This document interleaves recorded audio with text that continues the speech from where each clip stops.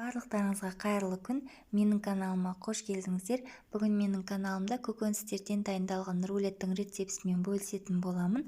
Видеоның соңына дейін қарап, лайк басуды ұмытпаңыздар. Егер каналыма тіркелмеген болсаңыздар, астыда қызыл батырманы басып тіркеліп кетулеріңізге болады. Ең алдымен свеклодан дайындаймыз, яғни қызылшадан. Қызылшамыздың сыртын жақсылап аршып алып, осылай үгіштен өткіземіз.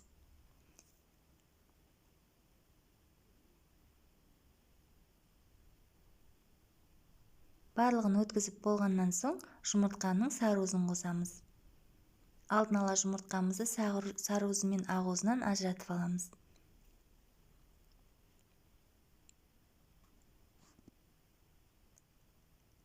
Аз ғана ұн саламыз. Ұнның орнына крахмал қолдануға болады. Қасықпен жақсылап араластырамыз.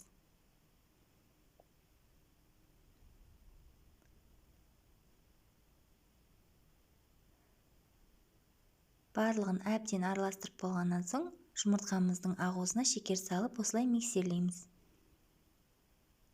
Дайын болған ақуызын свекломыздың үстіне екі бөліп саламыз.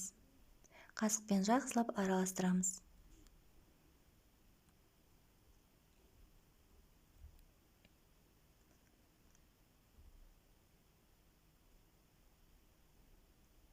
Қалған екінші бөлігін салып, тағы да араластырамыз.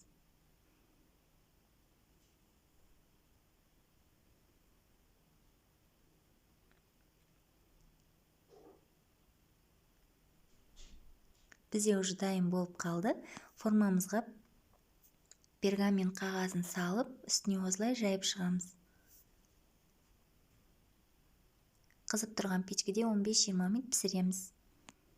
Енді салмасын дайындаймыз. Салмасына майонез бен қаймақ қолданамын, және де чеснок саламыз.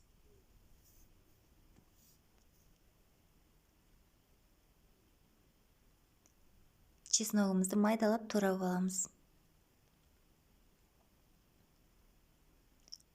Барлығын жақсылап араластырамыз.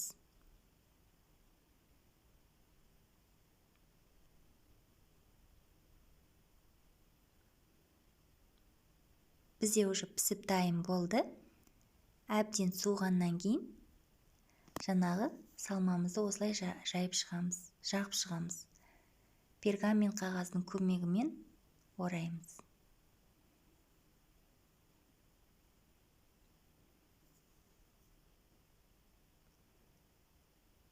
Пищевой пленкеге орап, холодильникте 1 сағат немесе 2 сағат ұстаймыз. Енді морковымыздан дайындаймыз. Морковымыздың сыртын аршып, осылай үгіштен өткізіп аламыз. Өткізіп болғаннан соң қазанымызға аз ғана май құйып, жақсылап қуырып аламыз. Осылай араластырып отырып қуырамыз. 10 минут, 15 минут қуырсаңыздар жеткілікті. Бізде уже дайын. Енді дәміне қарай қара бұрыш, тұз және шекер саламыз.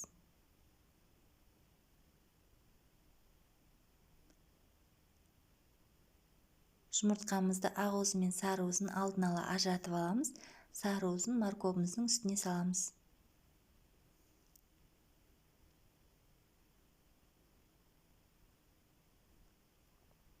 Барлығын жақсылап араластырамыз. Жұмыртқамыздың ақуызын осылай миксерлейміз. Қоюланғанша миксерлейміз.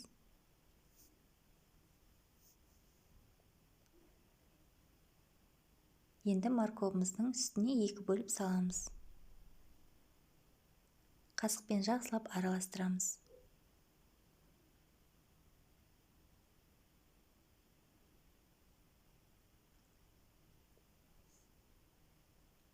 Қалған екінші бөлігін салып, тағы да жақсылап араластырамыз.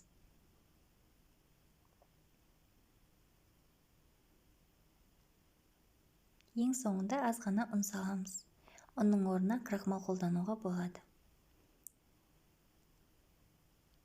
Барлығын жақсылап араластырып болғаннан кейін формамызға пергамент қағазын салып, осылай жайып шығамыз. Қызып тұрған печкеде 15-20 минут пісіреміз. Салмасына менде осындай творожный массы.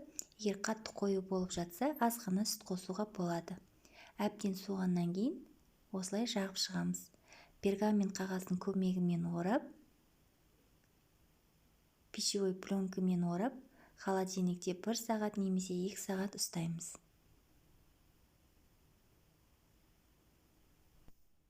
Біздің рулеттеріміз уже дайын болды. Астарыңыз дәмді болсын. Сіздерге де дайындап көруге кеңес беремін.